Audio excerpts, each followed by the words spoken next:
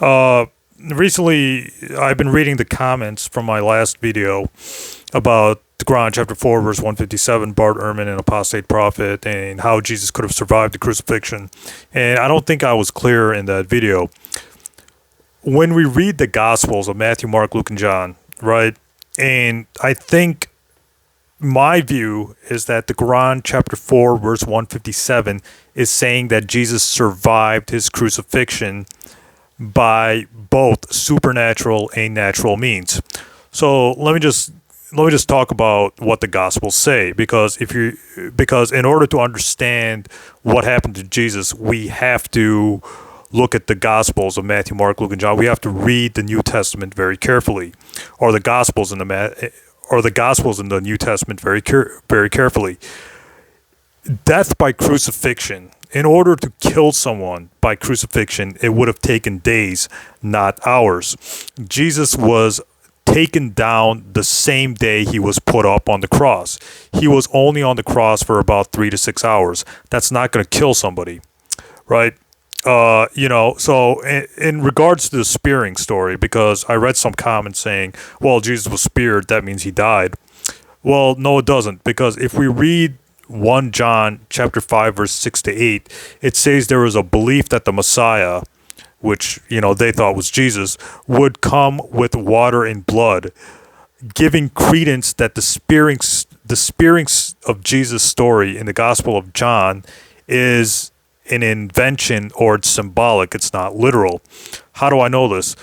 Or how do we know this? We know this because several church fathers who read and studied the New Testament Gospels very carefully, such as Ambrose, Augustine, and Crimson in particular, understood the spearing passage found in the Gospel of John to be symbolic and not literal.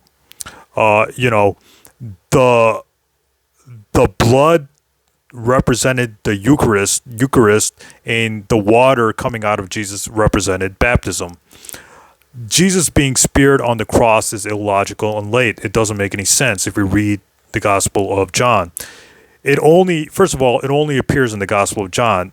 Nowhere is it found in the other Gospels. It's not found in the Gospel of Matthew. It's not found in the Gospel of Luke. It's not found in the Gospel of Matthew. It's only found in the Gospel of John, which was written in 90 CE. It was written towards the end of the first century. So, the Gospel of John came after the other three, which would be Matthew, Mark, and Luke. Also the Roman guards decide not to break Jesus' legs in the Gospel of John and then spear him to make sure he's dead. Does this make any sense whatsoever? No. It makes no sense. Rather, what the author of the Gospel of John wanted to do was make up the spearing of Jesus' story to show that the messianic prophecy has been fulfilled in Zechariah chapter 12, to try to prove. So the whole reason why the author of the Gospel of John, or the authors of the Gospel of John, made up the story of Jesus being speared, is to prove a messianic prophecy of Zechariah chapter 12. So the whole reason why the author of the Gospel of John has Jesus speared is to prove messianic prophecy, or prove that the Old Testament prophesied Jesus in the Gospel of John chapter 19 verse 37 and the Gospel of John chapter 19 verse 35. So the whole point is that Christians and Muslims believe in the supernatural. They believe that God was working through Jesus. So if that's the case, since Christians and Muslims both believe in the supernatural and believe that God works through his prophets or his people, then it's not impossible to say Jesus survived crucifixion, given a supernaturalistic view, a supernatural view. Even given a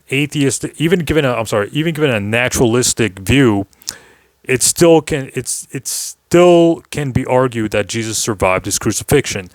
Jesus was only on the cross for a few hours. Death by crucifixion typically took days.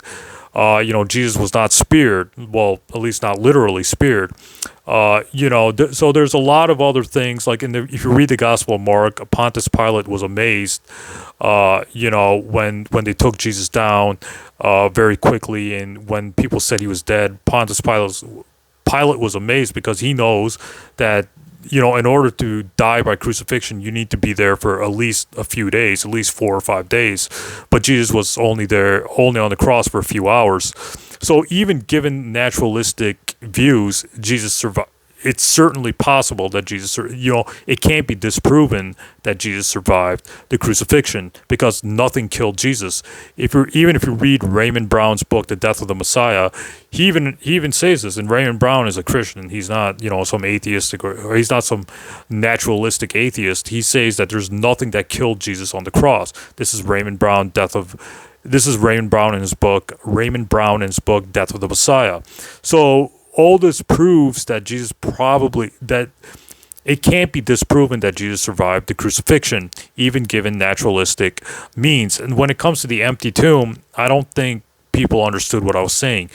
All I said was no one sees Jesus rise from the dead. No one sees Jesus rise from the dead in the tomb.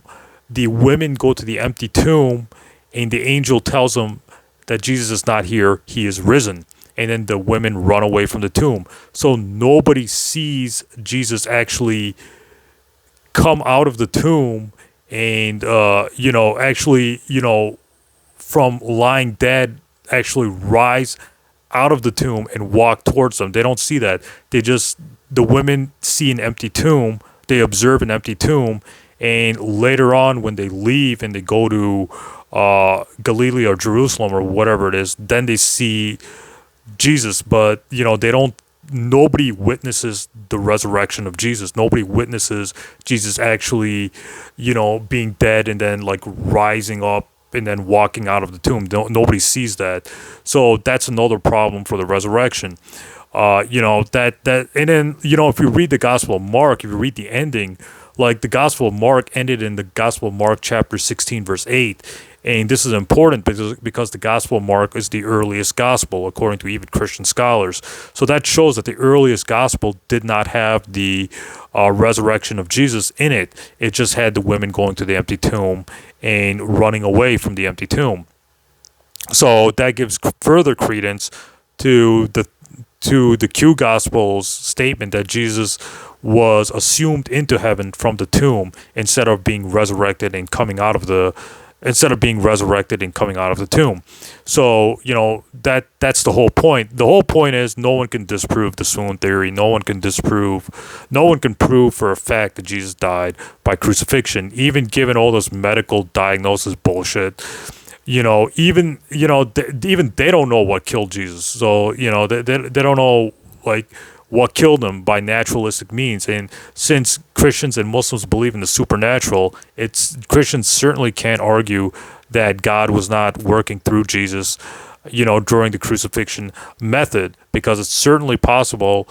If God can do miracles through Jesus, then God can do the ultimate miracle, which is keeping him alive through the crucifixion. If Christians can believe that God can do supernatural acts through Elijah or Moses or Noah or Jonah or Joshua or any of those Old Testament figures, then it's certainly possible that God can do a miracle through Jesus that we don't know about until the Quran reveals that ultimate miracle that Jesus survived the crucifixion. Keep in mind that the Gospels were not written by eyewitness accounts. Thus, the Gospels are not 100%, or they can't be taken to be 100% accurate, since they weren't written by eyewitness accounts, and they were written by second generation of believers in a different language in a different country. Jesus and disciples spoke Aramaic, while the Gospels are written in Greek. So that's a big red flag to their credibility, because they were written in different countries and in different languages than the disciples of Jesus. So that's my whole thought on Jesus surviving the crucifixion. Stay tuned. I'll make more videos regarding this, but I wanted to refute some comments that I read in in my previous video. So this video was for that reason. Stay tuned, more videos coming up.